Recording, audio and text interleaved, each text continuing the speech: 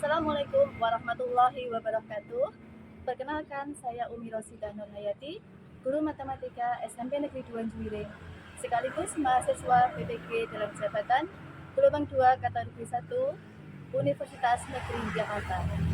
Pada kesempatan kali ini, saya akan melaksanakan praktek pembelajaran uji kinerja pada materi perbandingan berbalik nilai kelas 7 menggunakan model pembelajaran problem-based learning.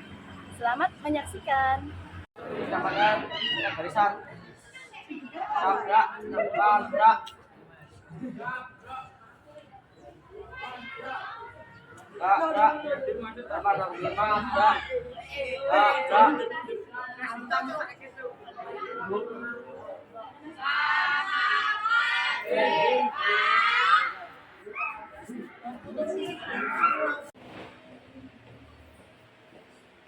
Selamat pagi anak-anak.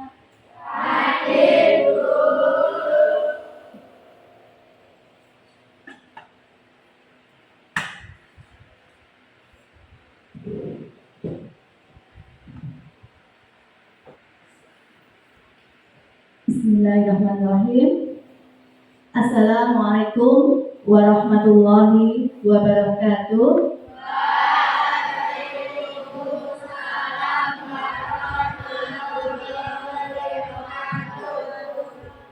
Bagaimana kabar kalian semua? Sehat? Alhamdulillah. Tetap semangat belajar ya pagi ini? Ya. Sebelum pelajaran kita mulai, mari kita berdoa dulu. Silakan Mbak Anissa dipimpin teman-temannya untuk berdoa. Doa mulai.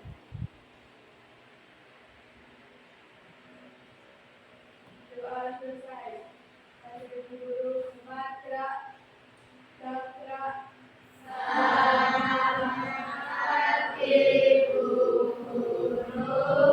Selamat pagi anak-anak.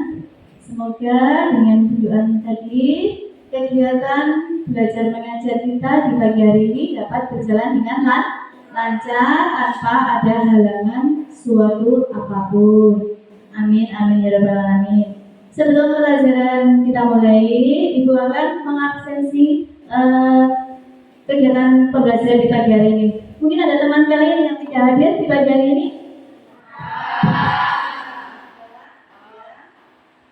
Saya absen dulu ya. Siapa nak? Ailel. Mana? Kenapa Ailel? Apa? Siapa lagi? Yes. Apa siapa? Tiga ya? Ya.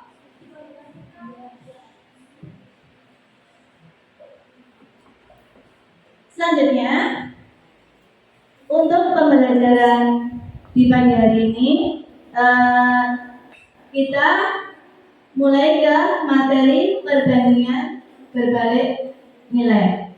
Silakan disiapkan bukunya, mungkin disiapkan bukunya, alat tulisnya.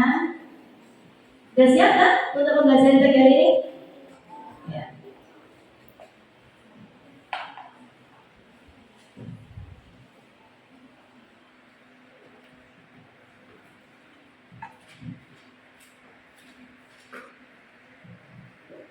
Kita mulai dengan motivasi belajar. Tuh, kelihatan di belakang? Sukses itu dapat terjadi karena persiapan, kerja keras, dan mau belajar karena kegagalan. Jadi kalian semua itu jangan takut untuk gagal, ya. Gagal dicoba untuk mencapai keberhasilan.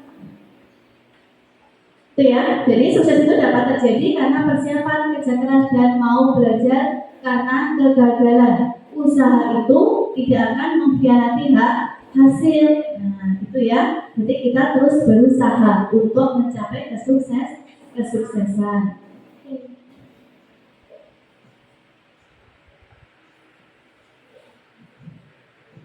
Tujuan pembelajaran di pagi hari ini yang pertama, melalui diskusi kelompok, peserta didik dapat menjelaskan perbandingan berbalik nilai dengan benar. Yang kedua, melalui diskusi kelompok, peserta didik dapat menyelesaikan permasalahan sehari-hari yang berkaitan dengan perbandingan berbalik nilai dengan tepat. Yang terakhir, melalui diskusi kelompok, peserta didik dapat menggambar grafik perbandingan berbalik nilai dengan benar. Nah, itu tujuan pembelajaran kita pada pagi hari ini.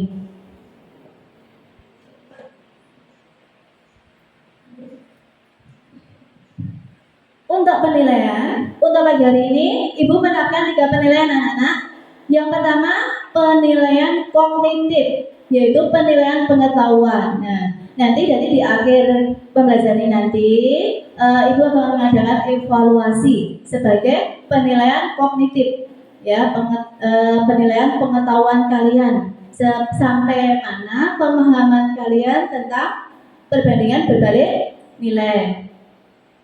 Penilaian yang kedua yaitu penilaian sikap atau profil pelajar Pancasila. Nanti waktu kamu diskusi, ya, kamu kolaborasi, Ibu akan menilai sikap kamu, bagaimana kamu berdiskusi dengan teman sekelompok kamu, bagaimana kamu berkolaborasi dengan teman satu kelompok kamu, nanti ada nilainya. Paham sampai sini? Ya. Penilaian yang ketiga yaitu penilaian keterampilan, yaitu penilaian bagaimana kamu menggambar grafik, ya, penilaian kamu berdiskusi sama teman kamu itu juga keterampilannya juga ada dalam mengerjakan LKPD itu, nanti ada nilai keterampilannya.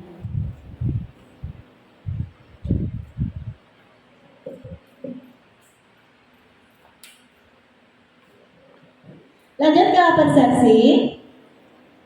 Persepsi yang pertama, mengingat materi yang lalu tentang perbandingan senilai. Ada yang tahu? Yang singkat, perbandingan senilai itu apa? Yang keras, Mbak. Perbandingan senilai yaitu perbandingan dua buah besaran. Apabila besaran yang satu nilainya naik, maka yang lain ikut naik.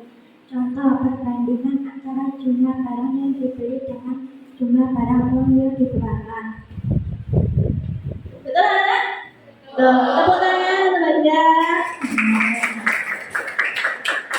Jadi perbandingan senilai itu perbandingan dua buah besaran. Apabila besaran yang satu itu naik atau meningkat, maka besaran yang lain juga naik. Contohnya apa aja? Saya lihat anak. Contohnya apa? Perbandingan jumlah barang yang dibeli dengan jumlah uang yang dikeluarkan. Jadi apabila kamu membeli barangnya itu semakin banyak, berarti uang yang dikeluarkan juga semakin banyak. Yang kedua, mengaitkan ke pelajaran IPA fisika tentang hubungan jarak, kecepatan, waktu. Ya, jarak itu disimbolkan dengan S. Kalau kecepatan V. Kalau waktu T. Berarti untuk mencari jarak rumusnya berarti untuk mencari jarak sama dengan kecepatan dikali waktu. Yang ketiga, persepsi yang ketiga yaitu menginformasikan kembali tentang koordinat kartesius. Bagaimana cara menggambar grafik koordinat kartesius? Nanti kita terapkan dalam menggambar grafik perbandingan berbalik nilai. Terus lanjut ke materi, ya. Ibu mempunyai permasalahan yang kita pahami. Permasalahan itu dalam layar PPT itu, ya.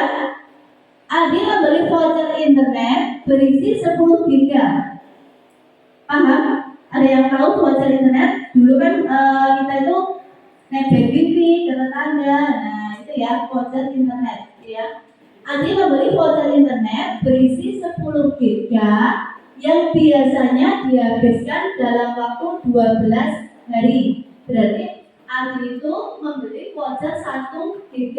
Biasanya dia pakai sendiri, nggak ada temannya, itu habis dalam waktu 12 hari. Paham sampai sini?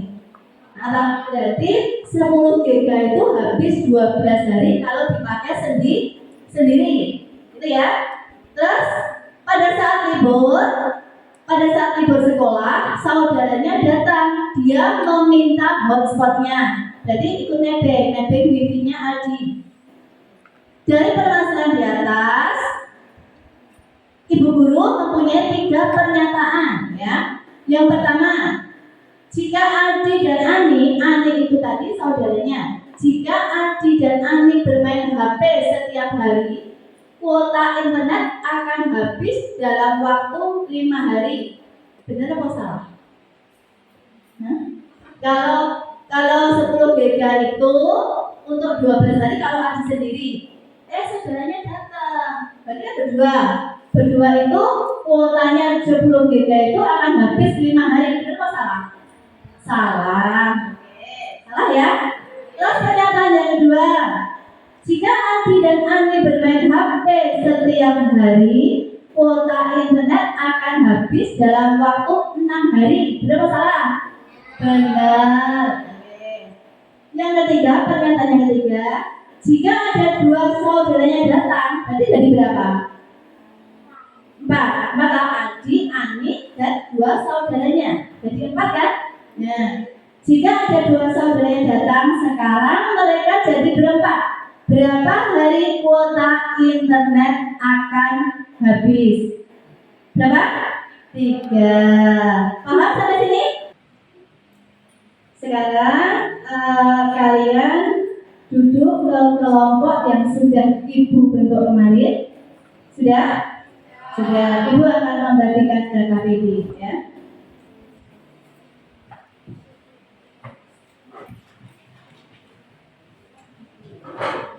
Untuk LKPD ini kamu kerjakan secara berkelompok. Kalian berdiskusi, kalian berkolaborasi sesuai dengan kelompoknya masing-masing. Ya, paham ya? Cara berdiskusi, cara berkolaborasi, paham? Nah.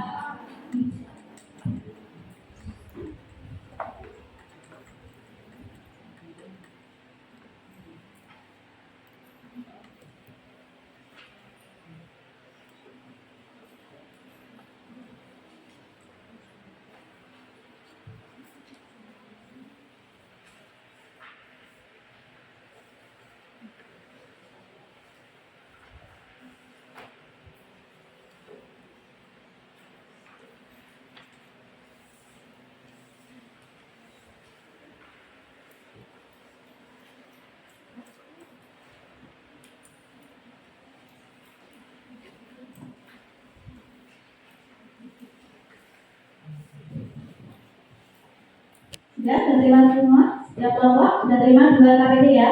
Ya. Sekarang kalian buka petunjuk penggunaan LKPD. Sudah? Ya. Ya, petunjuk penggunaan LKPD. 1. Baca dan ikuti setiap petunjuk yang diberikan dengan cermat. Yang kedua, diskusikan dan kerjakan setiap langkah yang tersedia dengan berkelompok. Yang ketiga, bertanyalah kepada guru apabila mengalami kesulitan. Yang keempat, setelah selesai mengerjakan LKPD, presentasikan hasil diskusi di depan kelas. Yang terakhir, waktu mengerjakan LKPD 30 menit. Silakan kalian mengerjakan dengan kelompok kalian diskusikan, kalian berkolaborasi, ya. Nanti Ibu akan berkeliling, Ibu akan nilai, ya, siapa yang aktif dalam berdiskusi.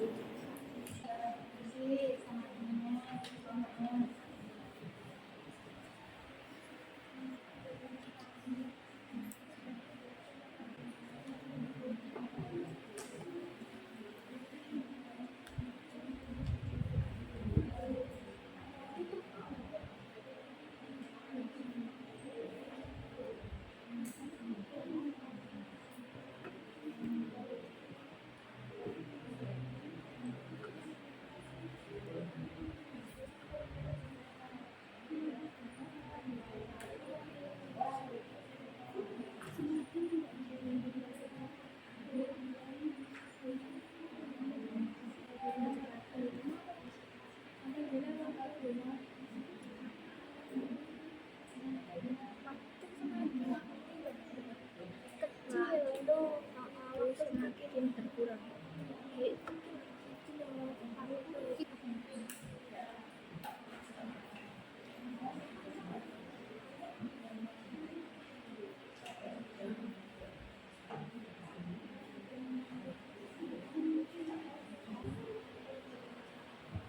Ada yang teriakan anak-anak? Oh iya, nomor 1 silakan. Bu, bagaimana cara menentukan letak sumbu X dan sumbu Y pada koordinat kartesius? Oke, terima kasih pertanyaannya. Bagaimana cara menentukan letak sumbu X dan sumbu Y pada koordinat kartesius ya?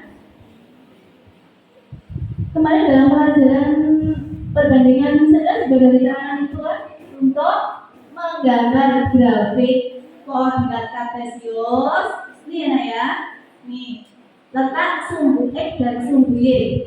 Ini sumbu X, ini sumbu Y. Ya, berarti sumbu X itu pada garis bilangan yang horizontal. Terus letak sumbu Y itu pada garis bilangan yang vertikal. Ini ya, vertikal. Berarti ini sumbu X-nya di sini. Ini sumbu X. Terus ini sumbu Y. Bisa dipahami enggak?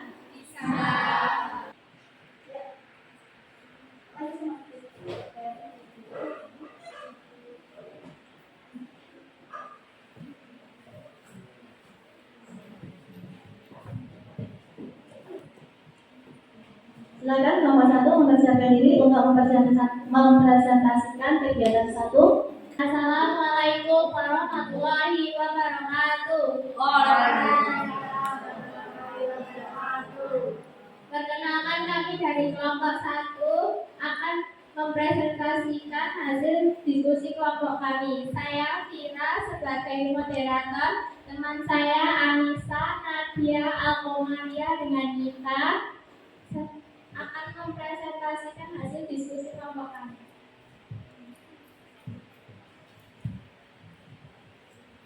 Kita membagi informasi. Pada masalah tersebut diketahui bahwa dengan kecepatan rata-rata 60 km per jam dapat ditempuh dalam waktu 6 jam. Dapatkah kalian menentukan jarak yang ditempuh? Tentunya kalian tahu bahwa jarak yang ditempuh adalah 360 km. Sekarang coba kami ambil di bawah ini. Kalian dapat kami dengan menjawab pertanyaan nomor 1 sampai 2. Untuk kecepatan di 90 km per jam, maka waktu tempuh yang dibutuhkan adalah 4 jam. Untuk kecepatan 72 km per jam, maka waktu tempuh yang dibutuhkan adalah 5 jam. Untuk di kecepatan 45 km per jam, maka waktu yang ditempuh yang dibutuhkan adalah di kecepatan 40 km per jam, maka waktu tempuh yang dibutuhkan adalah untuk kecepatan 36 km per jam, waktu tempuh yang dibutuhkan adalah untuk di kecepatan 30 km per jam, maka waktu tempuh yang dibutuhkan adalah tentukan kecepatan yang diperlukan jika ingin menempuh perjalanan dalam waktu 4 jam dan 5 jam. Kita lihat di sini dalam waktu tempuh 4 jam dan 5 jam. Yang di nomor 1, kecepatan yang diperlukan jika ingin menempuh perjalanan dalam waktu 4 jam adalah 90. Kita lihat di kecepatan waktu 5 jam. Kecepatan yang diperlukan jika ingin menempuh perjalanan dalam waktu 5 jam adalah dengan kecepatan rata-rata 45 km per jam dan 40 km per jam. Tentukan waktu yang diperlukan untuk menempuh perjalanan tersebut. Nomor 1, waktu yang diperlukan untuk menempuh perjalanan dengan kecepatan rata-rata 45 km per jam adalah yang diperlukan untuk menempuh perjalanan dengan kecepatan rata-rata 40 km adalah? Oke. 1. Bagaimana hubungan antara kecepatan dengan waktu tempuh? Apakah jika kecepatan semakin tinggi atau besar, maka waktu yang diperlukan juga semakin banyak atau besar? Jika kecepatan kecil, maka waktu yang dibutuhkan akan semakin besar. Jika kecepatan semakin besar, maka waktu yang dibutuhkan akan semakin kecil. Jadi, semakin tinggi atau besar kecepatan, maka waktu yang diperlukan akan semakin kecil. Bukankah jarak yang ditempuh dalam permasalahan di atas selalu sama? Hubungan apa yang bisa kalian ambil antara jarak, kecepatan, dan waktu tempuh dari permasalahan di atas? Untuk rumus mencari kecepatan, waktu atau jarak, dirumuskan jarak sama dengan kecepatan kali waktu. Untuk simbolnya S sama dengan V dikali T.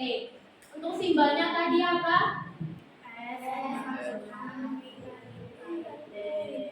Buatlah hubungan antara X, Y, dan konstanta pada perbandingan di atas. Untuk jarak kecepatan X dikali waktu Y, 360 sama dengan XY. Untuk Y, 360 per X. Untuk X, 360 per Y. Ayo kita menyimpulkan. Berdasarkan kegiatan satu yang telah kalian selesaikan, buatlah kesimpulan tentang perbandingan berbalik nilai. Kesimpulannya, semakin tinggi kecepatan, maka waktu yang dibutuhkan semakin kecil. Apakah ada yang ingin ditanyakan? Ada tanggapan mungkin dari presentasi nomor 1? Sekian presentasi dari kelompok kami, kurang lebihnya mohon maaf. Wassalamualaikum warahmatullahi wabarakatuh.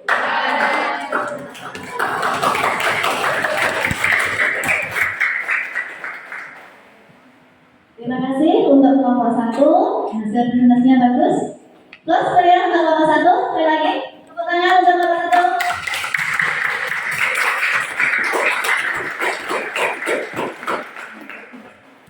Mungkin ada jawaban yang beda dari kelompok lain. Kelompok 2, 3, 4, 5, 6 sama. Nah itu ya, hubungan antara kecepatan dan waktu ya. Coba disimpulkan, semakin rendah kecepatan, maka waktu yang dibutuhkan semakin banyak. Nah, didapat kesimpulan semakin sedikit atau semakin rendah kecepatan, maka waktu yang kita butuhkan semakin banyak. Itu hubungan antara kecepatan dan waktu. Nah, dari kegiatan 1 dan 2 tadi dapat diambil kesimpulan apa? Ayo, tunjuk jari. Siapa yang berani? Afes? Afin? Ya, Mas Alfian. Yuk, silakan. Ya, dari kegiatan 1 dan 2 tadi bisa diambil kesimpulan Perbandingan dua besaran apabila besaran yang satu nilainya naik, maka besaran yang lain nilainya akan turun. benar ya? Jadi dapat diambil kesimpulan apabila ada dua buah besaran, apabila besaran yang satu itu nilainya meningkat, maka besaran yang lain nilainya akan turun. Demikian pula sebaliknya. Ya. Sampai sini paham ya? Paham. Ya, kegiatan yang ketiga selanjutnya yaitu kita ke evaluasi.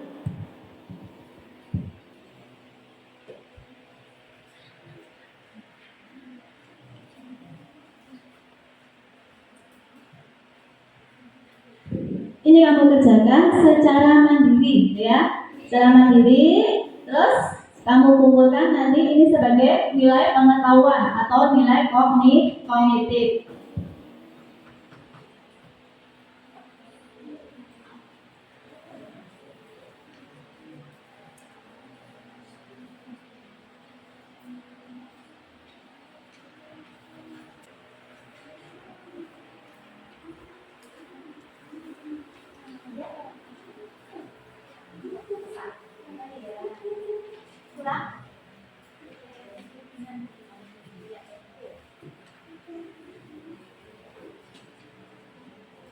Sudah terima semua lembar evaluasinya? Ya. Ya, sekarang kalian tulis identitas kalian, kelas dan nomor absen. Silakan mengerjakan. Bu kasih waktu 15 menit ya.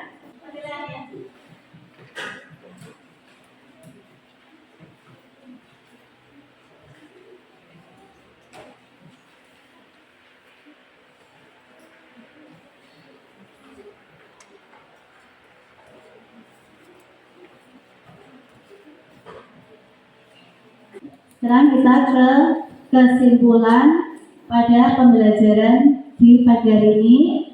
Kesimpulannya, ya kita baca sama-sama kesimpulannya, Nana. Yang pertama, ya, perbandingan satu variabel bertambah, maka variabel yang lainnya berkurang atau sebaliknya. Terus yang kedua, apabila suatu besaran nilainya semakin besar, maka nilai besaran yang lain akan semakin kecil atau sebaliknya. Oke. Sekarang Ibu mau tanya, gimana untuk pembelajaran di pagi hari ini? Gimana? Alhamdulillah menyenangkan ya. Ya. Kalian dapat memahami apa untuk pembelajaran di pagi hari ini? Apa yang dapat kalian pahami? Mengenai apa? Mengenai perbandingan berbalik nilai. Terus grafik perbandingan berbalik nilai, ya. Nah, itu refleksi kita pada pembelajaran pagi hari ini, ya. Untuk PR di rumah, ya kalian buka modulnya halaman 75, ya. Kalian kerjakan di rumah untuk PR, ya. Kalian kerjakan, buka modulnya, ya, untuk pembelajaran minggu depan, ya, persiapan, ya, yang ketemu halaman 75 ya. Nah, itu PR bisa kita bahas. Terus untuk materi selanjutnya, kita ke materi baru untuk minggu depan, yaitu tentang aritmatika sosial, ya. Kalian buka, kalian baca, kalian pahami, ya. Bisa kita mulai ke materi baru untuk minggu depan, gitu ya.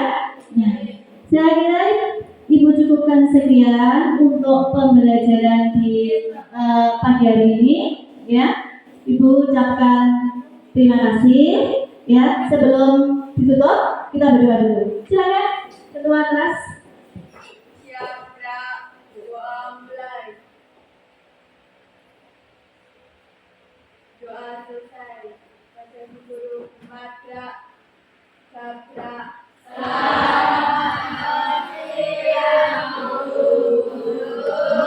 Selamat siang anak-anak. Assalamualaikum warahmatullahi wabarakatuh. Terima kasih ya. Terima kasih untuk semuanya. Ya, silakan.